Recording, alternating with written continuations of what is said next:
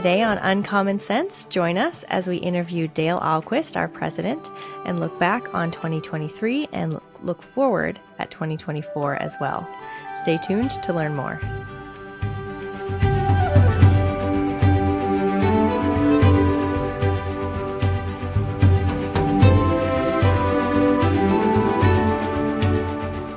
Hello and welcome to Uncommon Sense, the official podcast of the Society of Gilbert Keith Chesterton.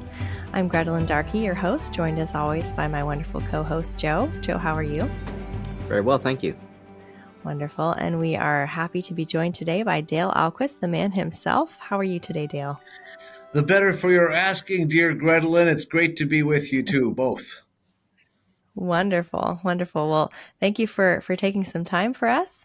Why don't we just start out with anything you want to kind of recap from 2023 that people maybe didn't know about or should be reminded of?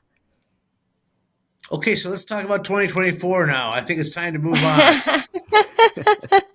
Fair enough. What is coming up? We have a big year ahead of us. We should talk about that. If there's any time left, we'll try to sneak some memories in there. But we have a big year coming up, I think, like all our years. But yeah.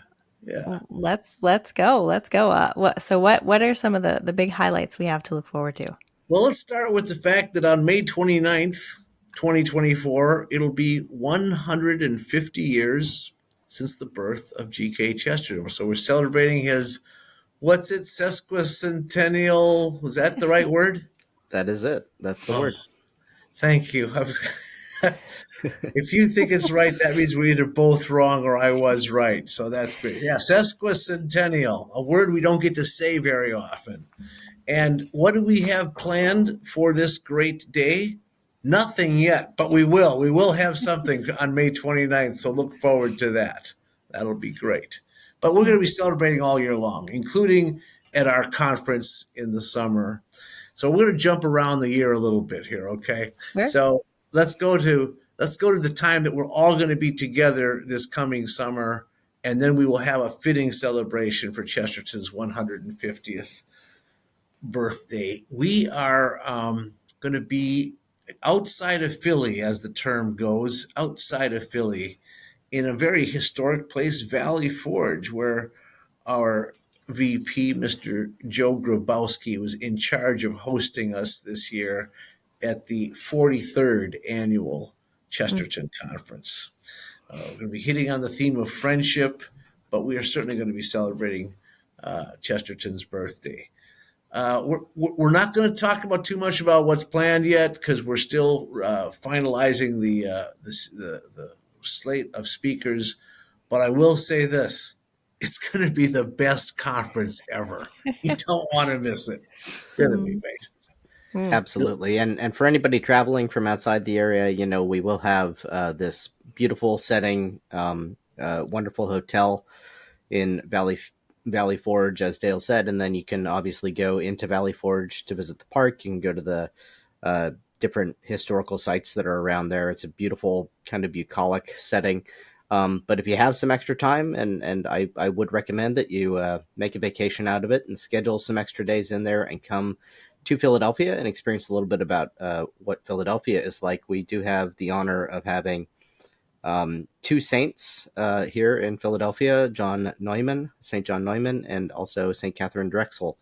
John Neumann is interred under the altar, which is a glass altar. He's an intact saint, so not quite incorrupt. He has the wax mask on, but you can go in and see and pray right at his body under the altar at his own shrine downtown. And then St. Catherine Drexel is in the beautiful cathedral basilica of St. Peter and Paul. So those are just two of the worthy sites. Of course, I don't even mention the wonderful secular things that you can visit here. The Liberty Bell, the site of the writing of the Constitution at Independence Hall, and so many other things. So I do encourage people to come and make a trip out of it. Two saints in Philadelphia. There's not too many American cities that boast two saints. There's hardly any that boast one saint. Mm-hmm. Yeah. And St. John Neumann was a bishop of Pennsylvania. right, Joe? So, like, think about that when the whole diocese was the whole state. Yeah, yeah, it was quite a large territory, and Yeah. he recommended breaking it up, and he actually suggested to the Holy See, it's in the Liturgy of the Hours, so if you pray the office of readings on his feast day, he actually mentions the town that I went to high school in, Pottsville, Pennsylvania, which is now only famous for Yingling beer. But he You can get did Yingling beer recommend, too. yeah, he did recommend to the Holy See that they that they split the Archdiocese of Philadelphia, which was the entire state, and found a new diocese at Pottsville, which would have been better for the area, I think, than just having the beer to its claim. But unfortunately, we didn't get that honor. Well, now you have the other problem of many cities around the United States wanting to claim the name Pottsville, but that's a different thing. All right, okay, Yeah, Too many rabbit holes. What else? What else okay, is happening yeah, one in less T in 2024? that name, I think. Yeah, yeah, right. yeah. But then there'll be another great conference during the summer in June. It'll be the 17th to the 19th. Will be the Chesterton Schools Network Summit, which is another grand gathering. We'll probably have nearly as many people as the Chesterton Conference, and that'll be with the focus on the many Chesterton schools that are operating around the country. That'll be in back in the Twin Cities. We're going to be at a different location from our last summit meeting, but it'll be in a hotel right near the airport, and we're expecting a lot of folks to come. Last year's conference or summit was a total success, and the folks who attended went home singing its praises and promising to bring back more people with them. And so I'm expecting a very large gathering. And, on that same note, we have 13 new schools opening in 2024. Hmm. So our total number of schools in 2024 will be 69. We're just one short of 70 schools in the Chesterton Schools Network. It's just astonishing, unbelievable, undreamed of a few years ago. So that amazing work of the society keeps continuing and spreading throughout the country and the world. So that's going to be fun to see all these new schools being open. I've already visited some of them in their pre-launch stage, and we've got several more in the pipeline after that. So the growth, Lord willing, will continue. So that's on the education arm. That's going to be a big important event. So two big important events, and everybody's welcome to come to both of them. Yeah, and I would just encourage our listeners, if, hopefully you all are subscribers to Gilbert Magazine and you get and read that with interest. But in this most recent, our winter issue this year, Dale, we had kind of testimonials from, it was a nice piece because it wasn't just one article kind of covering the Chesterton Schools Network conference, but it was this kind of hodgepodge of different perspectives and testimonials to what that conference is about, and it makes for good reading, and it's a really nice insight into the difference that the Chesterton Schools Network is making. And I think a lot of the students, which is obvious, but uh, it's encouraging to see just the difference that the Chesterton Schools Network is making in the lives of educators Hmm. and families, parents, because it's bringing joy and hope, a more hopeful witness of Christianity, and also just that joy of Chesterton into the lives of so many more people than we've been able to reach before. So I do encourage everybody to check out that article in the latest issue. Yeah, because those testimonies come from faculty members, headmasters, founders, board members, and so it's a real. It shows the reach of what these schools have right now. So that's Hmm. great. Well, keep going down the list here of what's happening next year. There'll be some, if you're a member of the Knights, a monthly supporter of the society. The first quarterly meeting will be in February, the first weekend of February in California, in Orange County. It'll be combined with a retreat at St. Michael's Abbey, and that's February 2nd and 3rd. So especially for you cold weather folks, it's a good time to get some warm weather. Come to California in February. I know I'm going to be there, so that'll be a wonderful event. Not only the gathering, joyful gathering of the knights, but a spiritual retreat as well in February. Yeah, that is over Candlemas Day as well. And I hear that along with the Mass at the retreat, there'll be a candlelit procession. So pretty cool. I Yeah, can't wait. It's I great. know. It's going to Great. be gorgeous. Yeah. Shouldn't be looking to the end of the Christmas season already when it hasn't even begun, but still, there it is. It's a Uh, feast. You could celebrate yep, it. It's cool. it is. Hmm. Okay, then there's going to be two major publishing events next year. Two books coming out connected to GK Chesterton. One published by Word on Fire, and that will come out in March, and that is The Annotated Everlasting Man. And Mm. I have been working on that for many years, and I was very happy Word on Fire commissioned me to complete that work, and it's going to be good. I can tell you, we've really combined a lot of elements together to make that great essential pillar of Chesterton's uh, corpus to be available and accessible to a wider audience. It's as many of you know, it's the first book that I read of Chesterton's, and I have to say, when I read it the first time, I probably understood about 10% of it. And I think a lot of first time readers don't get it all. But as others have said to me, we've confirmed I didn't understand it, but I couldn't get enough of it. I just wanted more. And now all that stuff is explained. It's Chesterton's layout of that book is astonishing. When the book comes out, I'm sure we'll do a nice podcast on it to discuss it. But that's something to look forward to in March is the release of the annotated Everlasting Man from Word on Fire. And then another book's coming out that Sophia Institute Press is going to be publishing, and that is a book called Localism: Coming Home to Catholic Social Teaching. Mm. And I have edited this book along with Michael Warren Davis, and we have several wonderful contributors who have written chapters on what is going to be, for the time being, the definitive book on localism. I think it's going to be a great resource for us to have to explain Chesterton's and Belloc's ideas on Catholic social teaching without getting bogged down by the word distributism, which was sort of an anchor around us for many years. Already the term localism is starting to take off. People are embracing it. They're understanding it right away. They just warm to it right away. But just to give you a list of the contributors, Mhm. Alan Carlson will be writing for it, and he's, of course, been writing on the family for years.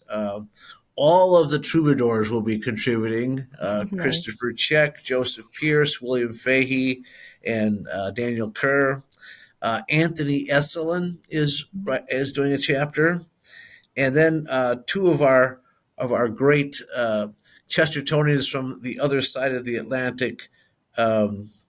Marco Sermarini from Italy will be writing about the local triumph in Italy. And then John Kanu from Sierra Leone, Africa, will be talking about his success applying Chesterton's ideas in his own community in Sierra Leone, an African view of Chesterton. And Funny then, how like the localism, funny how that localism is universal, isn't it? yeah, localism is universal. Wonderful paradox. And Marco Sermarini is not the only Marco who is contributing to the book. Also, there'll be a chapter from Marco Rubio, senator from Hmm. Florida, who is writing on localism in American politics. So it's a great collection of writers, and that's going to be a fun book to have on the market. And so that's going to be available. They've promised me before the conference, so sometime in July is when it will be coming out. Great. And then Wonderful. um, on our own publishing front, we don't the we just released Nancy Brown's book, Christmas with the Chestertons, and we're hoping to see some other small publications come out during the year. We're working on a few things, but we can't the wraps are being kept on those. I will also be submitting a book for publication that I've promised to Ignatius Press, and they'll have that in their hands by the first of the year. Whether they get it published next year, that's remains to be seen, because they're not always the fastest ones to get things out. They do great work. It just takes them some time. But that will be a fun book, and that is going to be the alternative autobiography of G.K. Chesterton. Hmm. What does that Interesting. mean? I was hoping you'd ask. What do you mean, an alternative auto? You can't. There's no such thing as an alternative autobiography. And besides, he's dead. What's he doing writing his autobiography? Well, and an alternative unto that. Well, the fact is, this if you've been reading a Gilbert magazine, you will see that every once in a while we'll have a little quote block of GKC on GKC, and every once in a while we'll offer a glimpse of Chesterton writing about himself. And the great criticism of Chesterton's autobiography is that he wrote mostly about other people. He hardly wrote Hmm. about himself at all. Just too humble to do it. Although there's some great stuff in the autobiography. It's a wonderful book, but you just don't learn that much about G.K. Chesterton, especially his own telling of his life, right? Well, in his vast amount of uncollected journalism, he wrote about himself an awful Mm. lot. And usually it would be just, for instance, in an opening paragraph to some essay that's about something else. But he'll say, when I was young, I visited a bookstore, and then, oh, here's a little episode from his youth right there. So Mm. I have gleaned all these things and woven them together, and it's been a project I've been working on literally for decades. As long as Gear has been working on the bibliography, which took 30 years, I've been working on this book. And now I'm Wow. wrapping it up, and it's going to be a fun look into Chesterton's life as he tells it himself. Mm. Very cool. That'll be nice. Maybe we'll have it in time for next Christmas. We'll see. Oh, that would be a great blessing. In fact, let's pray that happens. That when Ignatius gets the manuscript in early January, they get so excited. They say, "We're going to turn this around right away and get it out there." Well, and it would be a very fitting publication for the 150th anniversary of his birth too. You know that Sure to have would. that come out in that signal year, because here it is. Here's the life. I want to That make the case that that's why they have to do it that fast. Yeah. Yeah, Yeah, that there's a sounds marketing good. opportunity there. Tell them. Mhm. Wonderful, wonderful. Well, what else? Anything else of note? Well, those are the highlights of the year that certainly occurred to me. Hmm. But you guys, do you have anything that's on your slate that you know of that I've forgotten to mention for next year? Well, we have a few things that we'll be working on, kind of to just improve what the society does for its members, and also just in kind of communicating Chesterton more broadly. So we're looking at, and in similar way to the publications that you mentioned, Dale.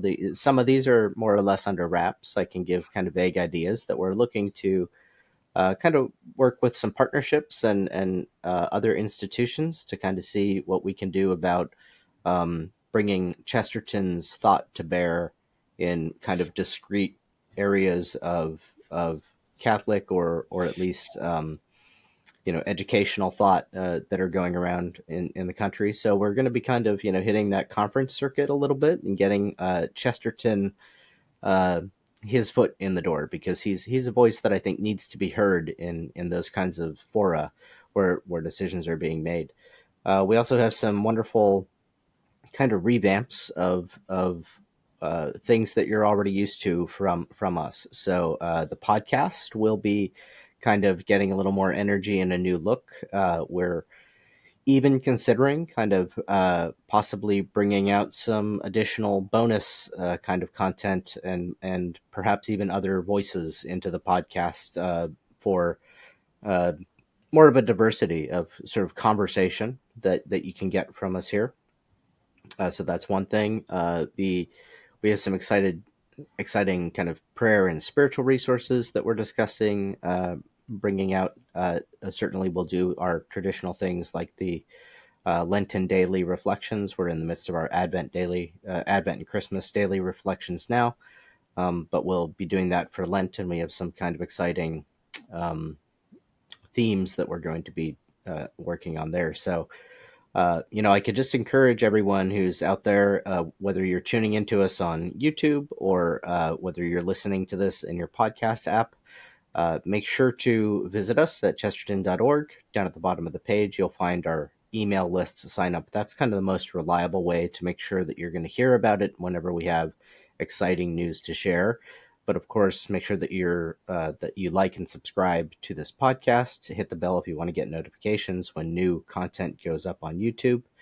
And just be sure that you're tuned in so that you don't miss it and you're not the last one to the party. You'd hate to be uh, a few months late and realizing that everybody's talking about the wonderful Word on Fire publication of Everlasting Man, and you haven't even gotten your hands on it yet. So do be sure to make sure that you're subscribed and tuned in. And if you want to support our work here at the Society, please go to chesterton.org/give. Anything that you feel called to share, we would put it to good use, and it will help us in our mission to evangelize through education. So please consider going to chesterton.org/give.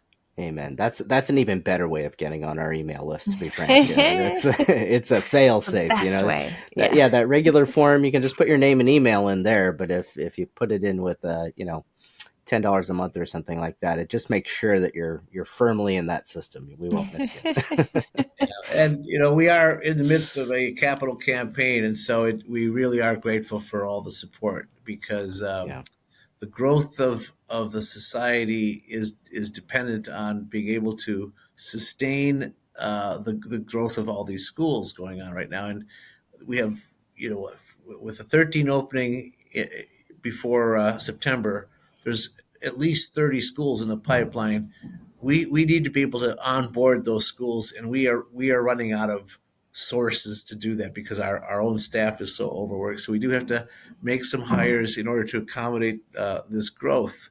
But this is part of a grassroots revival of Catholic culture, and so please support us.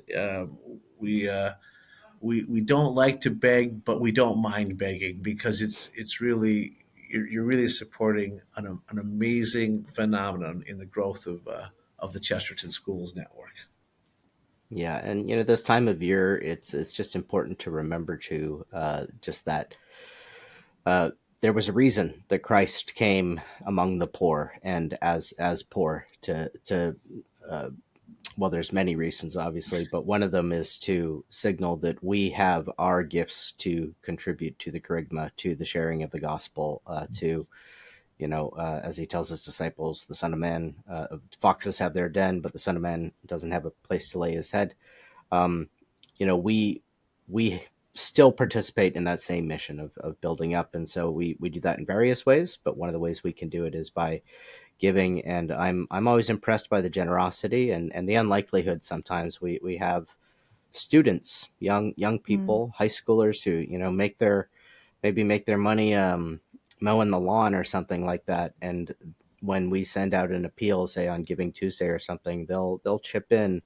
It's perhaps a widow's mite, so to speak. It's not a lot that they can afford to do, but they do what they can afford, and so it's just a very touching thing. And you can be a part of that. You can be a part of that wonderful community of giving. And I look forward so much every day to being on the other side of the veil and getting to see all the hidden generosity and acts of kindness and acts of prayer by which people have participated in this common mission that we have in building up Amen. It's the very, kingdom of God. very moving.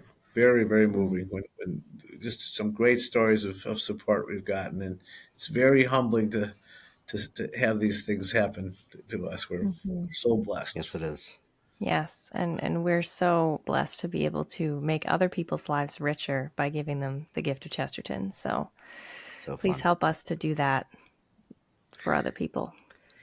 Grettelyn, anything else happening next year that that Joe or I didn't mention? I don't think so. I mean, we had all our babies this year on staff too, so I don't think that's happening next year either. I don't think we'll have 3 new staff babies next year. Oh, I don't think so. that was good. Well, thank you so much for joining us today, Dale. We appreciate your time and really looking forward to 2024. It's going to be exciting. Well, it's a pleasure working with both of you, and it's a pleasure to be working with all of our members. Everyone is a great source of constant joy, but GK Chesterton has left behind some very good blessings from as a result of his own faithfulness, and we are the beneficiaries of that. Amen. Amen. Well, thank you again, and thank you so much, Joe. It's always a lot of fun to chat with you. Thank you. And thank you all for listening. Like Joe said earlier, please make sure that you subscribe, hit the like button. Don't miss any content that we're going to put out in 2024 because there will be hopefully some exciting surprises. And as always, remember, Chesterton is always better with friends. Thanks, and God bless.